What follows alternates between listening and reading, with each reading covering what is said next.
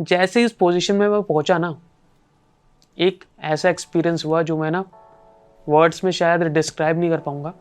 मुझे ऐसा लगा कि दर्द जो था ना, जो अभी तक मेरे पाँव में ऐसा लग रहा था टूटने को हो रहे, पीठ एकदम टूटने को हो रही है, वो एकदम निल हो गया, एकदम ज़ीरो हो गया। Hi everyone, this is Deepak and welcome to my YouTube channel मतलब लिटरली। आज की इस वीडियो में मैं बताने वाला हूँ मेरा विपस्सना का एक्सपीरियंस।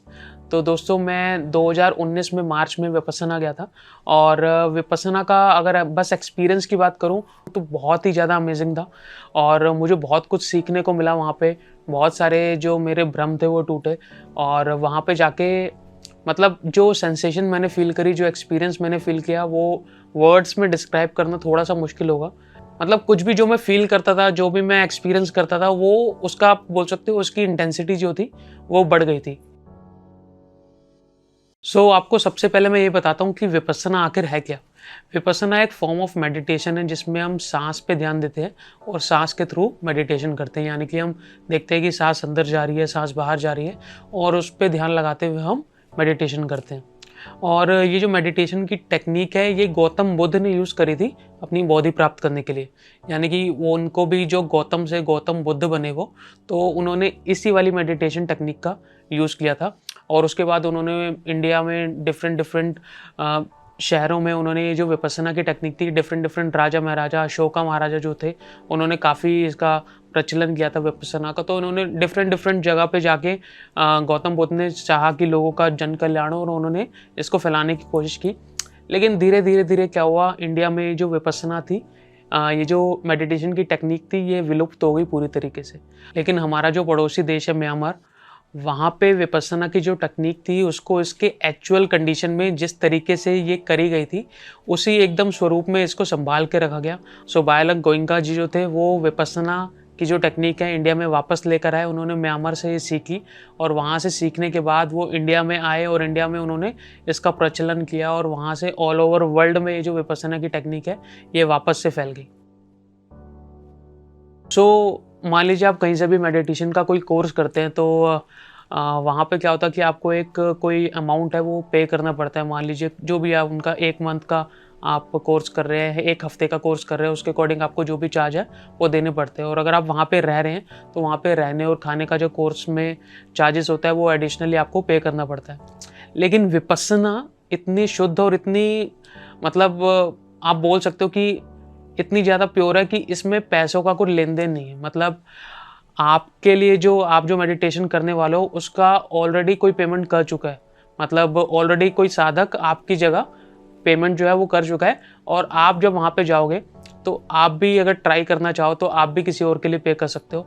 आप जब वहाँ पे जाओगे तो कोई रजिस्ट्रेशन चार्ज नहीं है, कोई वहाँ पे खाना-पीना, रहने का चार्ज नहीं है।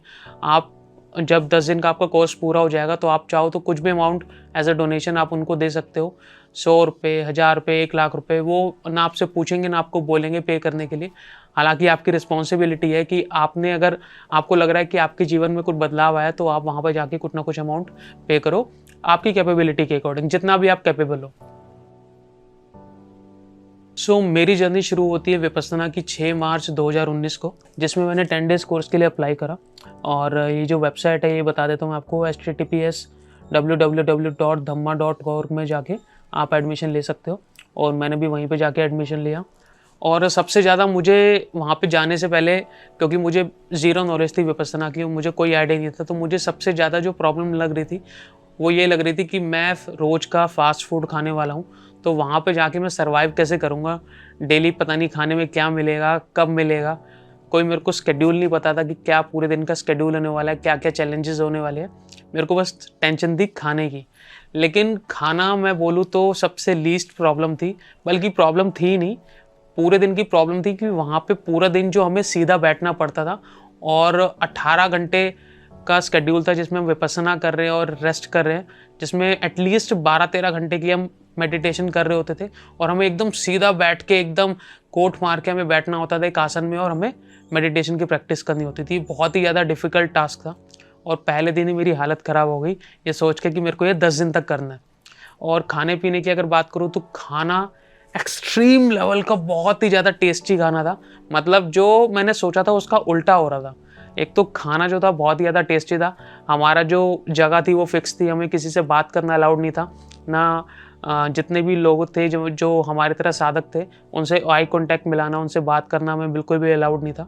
हमें अलाउड था कि हम गुरुजी से बात कर सकते हैं, वो भी मेडिटेशन से रिलेटेड अगर कुछ प्रॉब्लम है, या फिर उनके जो सहायक हैं उनसे बातचीत कर सकते हैं।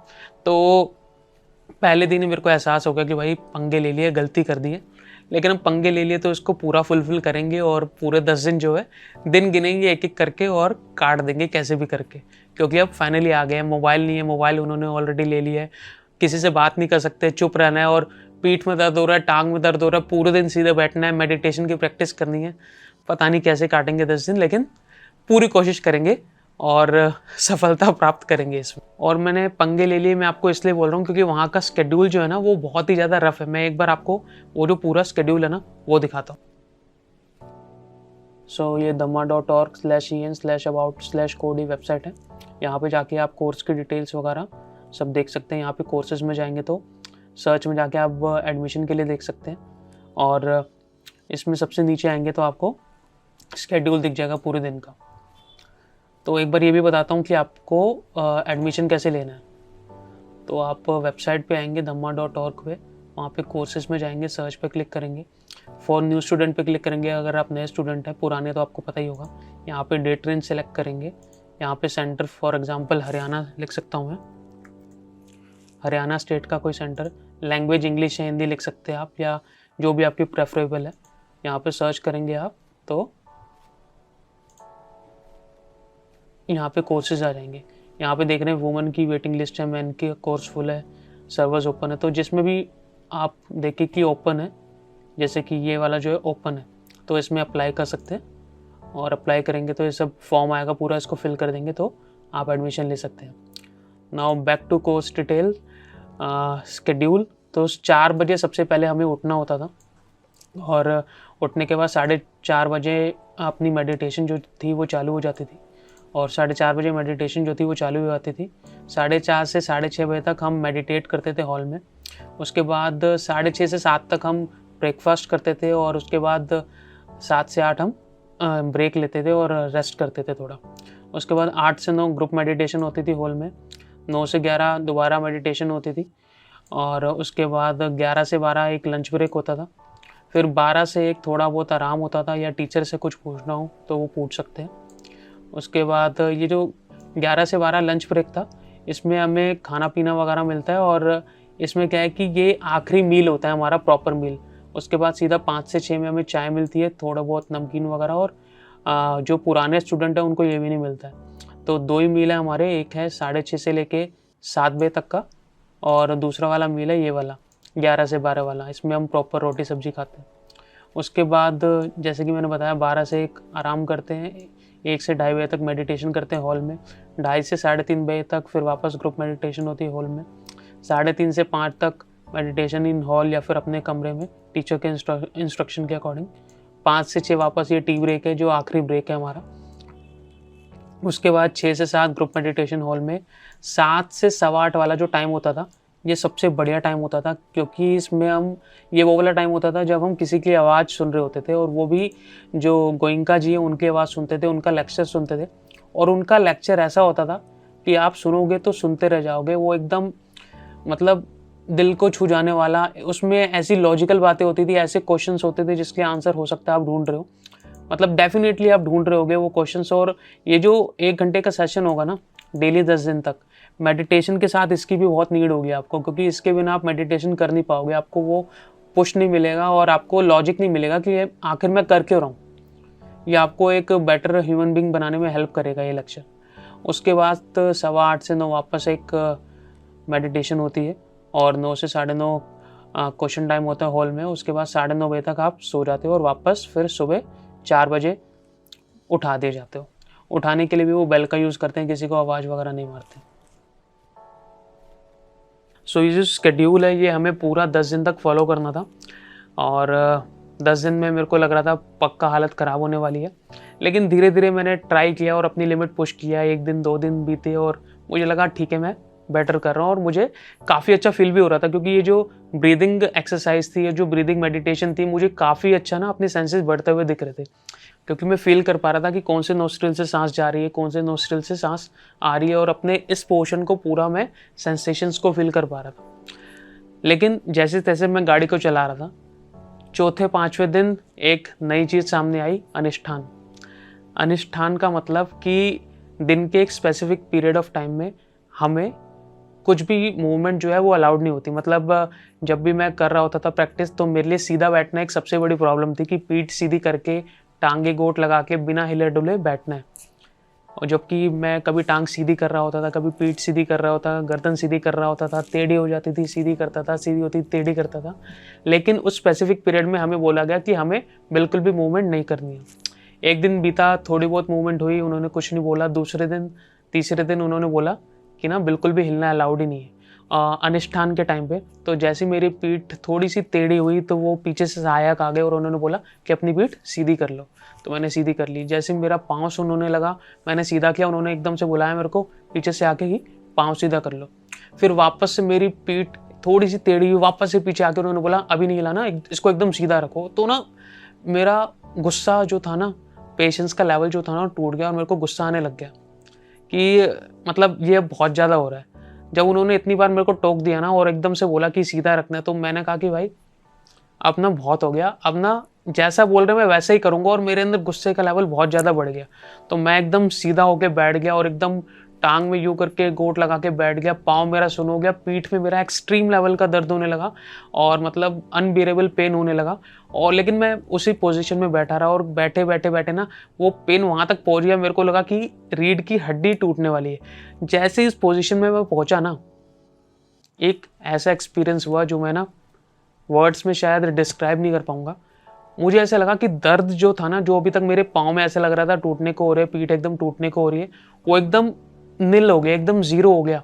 और एक ऐसी फीलिंग, मतलब मैं बिल्कुल भी डिस्क्राइब नहीं कर पाऊंगा। एकदम मैं हवा में था उस टाइम और मैं ना अपनी एक एक सांस को फील कर सकता था। मैं अपने शरीर के अंदर, मेरे को लग रहा था मैं चला गया हूँ। अपना जो मेरी दिल की धड़कन है उसको धड़कते हुए देख सकता हूँ, अपने एक एक ऑर्गन को फील कर सकता हूँ। एकदम माइक्रो लेवल के अंदर मैं चला गया हूँ और जो एकदम अलग सी फीलिंग थी, मतलब एक अलग अलग सा मोमेंट था। मैं डिस्क्राइब नहीं कर पाऊंगा, जब आप उस सिचुएशन में जाएंगे तभी आपको उसके बारे में पता चलेगा। वो मैंने फील किया और मेरे लिए ना एकदम मैजिकल मोमेंट था। उसके बाद मेरी जो जर्नी थी वो बहुत ज़्यादा आसान हो गई। मुझे पता लगा कि वो लिमिट मेरी क्या पुश करा रहे हैं। मतलब जो दर्द वगैरह है ये सब हमारे माइंड में रहता है, जो हमारी सेंसेशंस हैं, जो हमारी फीलिंग है, वो हमें कंट्रोल करनी आनी चाहिए और हमें पता होना चाहिए कि हम बाहरी दुनिया में हम क्या करते हैं कि हम जरा सी कोई चीज़ होती है डिस्ट्रैक्ट हो जाते हैं, तो हम क्या उस पर कंट्रोल कर सकते हैं, हम एक पॉइंट ऑफ लेवल पे क्या अपने फोकस को ला सकते हैं। ये मेडिटेशन का वोल पर्पस होता है। और आप जब वहाँ से निकलोगे ना, तो आपको एक अलग सी फीलिंग मिलेगी। मतलब आपको सारी चीज़ें अच्छी लग रही होंगी, छोटी छोटी चीज़ें आपको अच्छी लग रही होंगी। आपको नेचर अच्छा लग रहा होगा, आपको हवा चलती हुई अच्छी लग रही होगी, आपको छोटी छोटी खुशियाँ बहुत ज़्यादा बड़ी लग रही होंगी।